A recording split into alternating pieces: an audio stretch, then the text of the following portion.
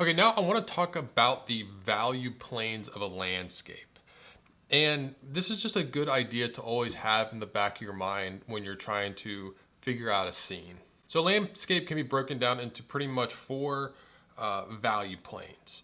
The sky, most of the time, is going to be your lightest value. Then, your ground is going to be the next lightest value because it's flat, it's getting the most light reflected from the sky.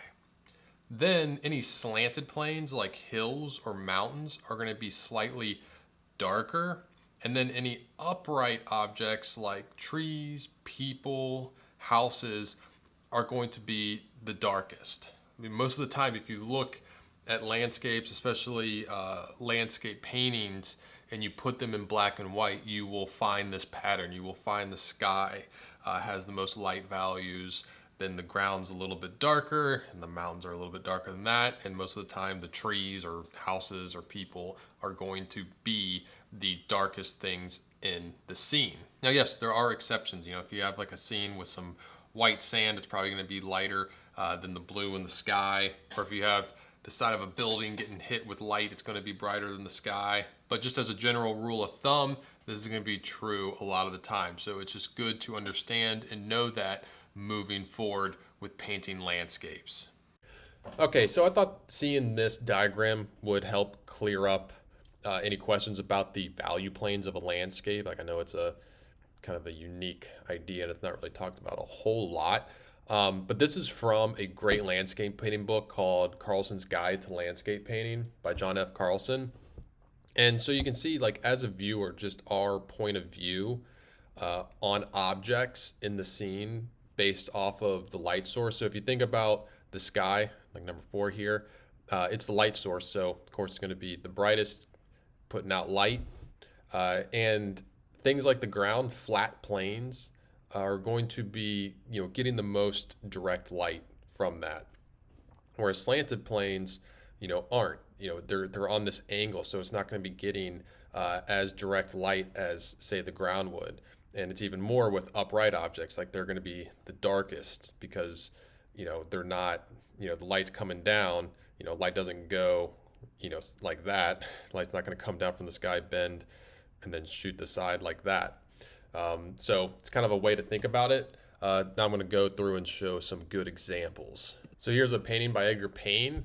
Got trees, we got ground in the light, ground in shadow, mountain, sky, all that good stuff. Pretty much everything is present here. So let's pop this into black and white and take a look at the values and see what's going on.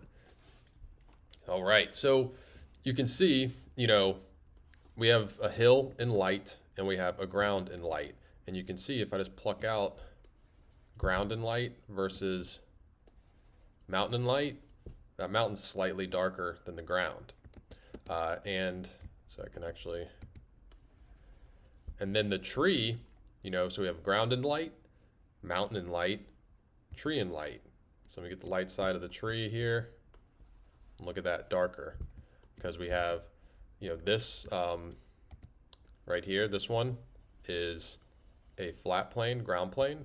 This one right here, slanted, slightly darker. This one, upright, even darker.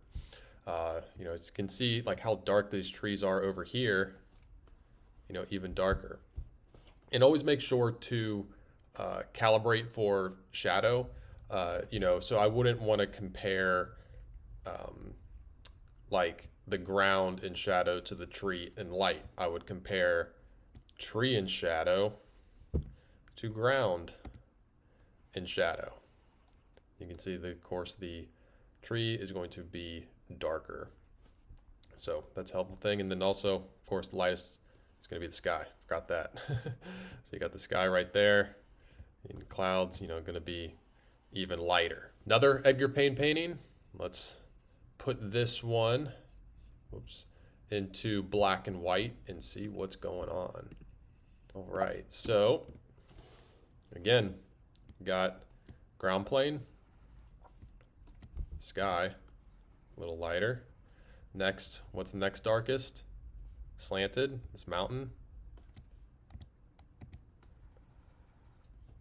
Let's see what the mountain Yep. See, even the mountain in light back here is darker. Where is it? Yeah, darker than ground and light. Upright, especially an upright like this that's in the foreground, it's going to be the darkest. Pretty cool, huh?